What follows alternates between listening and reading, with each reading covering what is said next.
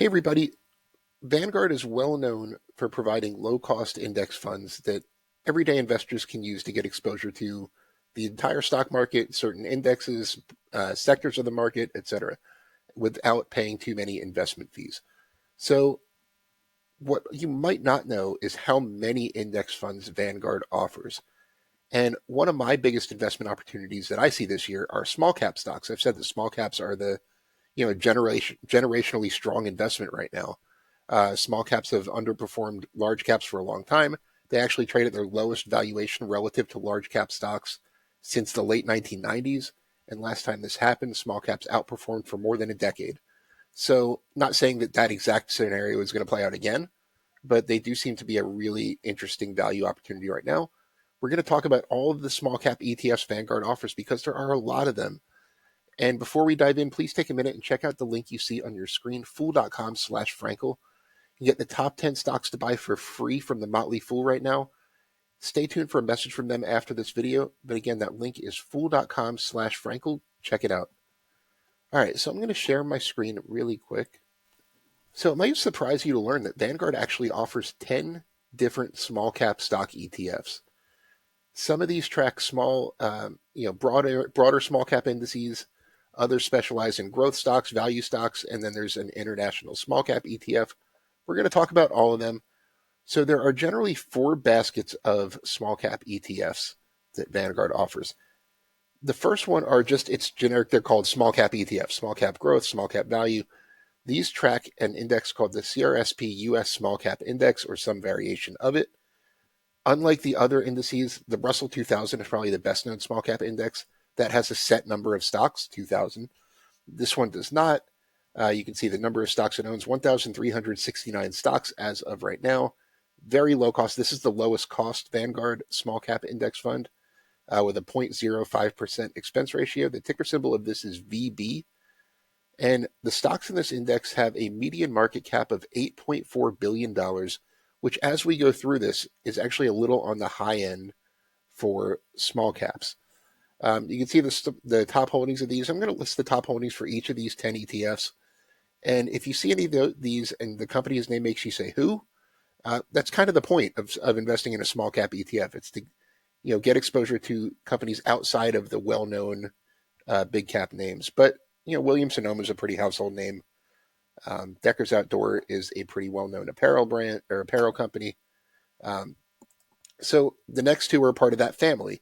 This is the Vanguard Small Cap Growth ETF. It's a growth subset of that same index. Slightly higher expense ratio, but all of these are very cheap index funds.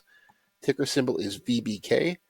So it focuses on a growth index within that CRSP US Small Cap Index. And as you see, because it's a subset, some of the top holdings have overlap. Decker's Outdoor was a top holding of the last ETF we looked at. So if you're a growth investor and just want the lowest cost growth small cap approach, this could be worth a look. The Vanguard Small Cap Value ETF is the other one in that family. It looks at kind of a value stock subset of the CRSP US Small Cap Index. Owns a little over 830 stocks right now. 0.07 expense ratio. VBR is the ticker symbol. I own this one in full disclosure in my own portfolio.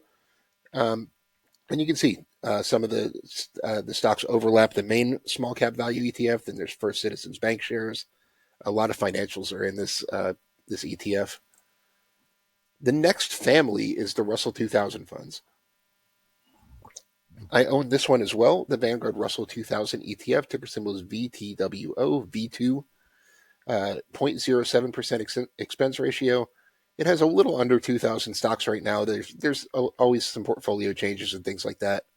Stocks being added, stocks being removed from the index. But it's always going to be right around 2,000. So it tracks the Russell 2000 Small Cap Index, which, as I said, is probably the most notable small cap index in the market.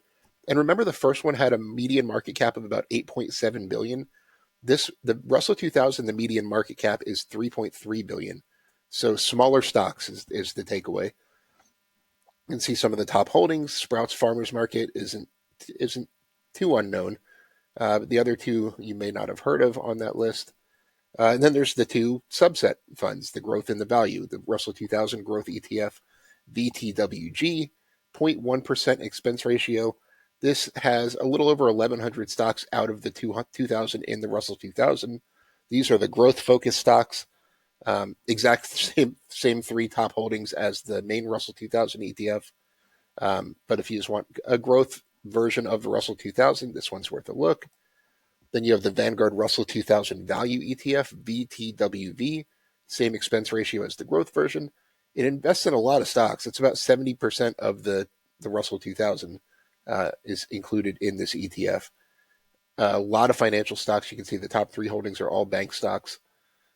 This is a value stock subset of the Russell 2000. So that's the Russell 2000 family of Vanguard ETFs. Then you have the S&P Small Cap 600. That's the other big small cap index. So the Small Cap 600 ETF, VIOO, 0.07% expense ratio. As the name implies, it has right about 600 stocks. Sometimes they'll have more than 600, and a big reason for that is certain stocks have two different classes of shares. If you just to put it in context for large caps, like Google has GOOG and GOOGL. Same idea. Some small caps have two. This tracks the S&P Small Cap 600, which is a little more concentrated because it's fewer stocks than the other two small cap indices. And just like the Vanguard Russell 2000, very close to the median market cap, it's 3.3 billion in this case. You can see the top three holdings right there. And just like the other two indices, there are growth and value subsets here. The Small Cap 600 Growth ETF, BIOG, has 340 stocks in it. It's a growth-focused sub-index of that S&P Small Cap 600. And there's also the value version of it, which is the S&P Small Cap 600 Value ETF, BIOV. 0.1% expense ratio, 463 stocks. So a lot of the Small Cap 600 is represented here. So it just kind of eliminates about 140 growth stocks from the Small Cap 600. And last but certainly not least, Vanguard has what they call the Vanguard FTSE All World ex-US Small Cap ETF. That's a mouthful. This is the International Small Cap Fund. Ticker symbol is VSS. It has a 0.08% expense ratio. A lot of stocks, almost 5,000 stocks are in this index. So it's a broad index of small cap stocks that are all based outside of the United States. Some of them are listed on U.S. exchanges, like the three you see right there. The median market cap is actually below $2 billion, so very small companies, but a lot of them. So it's really spread out. It's diversified. If you're looking for some international exposure and think that small caps are a good opportunity right now, it might be worth a closer look. Hopefully you found that informative. There are 10 Vanguard small cap ETFs, and the right one for you depends on your goals and how concentrated you want to be and what you define a small cap as, and things like that. Let me know which one, if any, you own or would consider owning. I'll do my best to respond to any questions you have individually. Again, click subscribe to my channel if you don't already. Thanks for watching. I want to thank The Motley Fool for sponsoring this video. The Motley Fool is a company that provides investing insight and stock recommendations for investors of all skill sets and risk levels.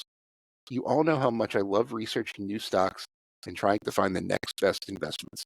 So I'm proud to partner with The Motley Fool to bring you 10 stock picks from their popular product, Stock Advisor. Stock Advisor has beaten the market more than 5 times. Go to fool.com/Frankel to get your 10 stock picks now.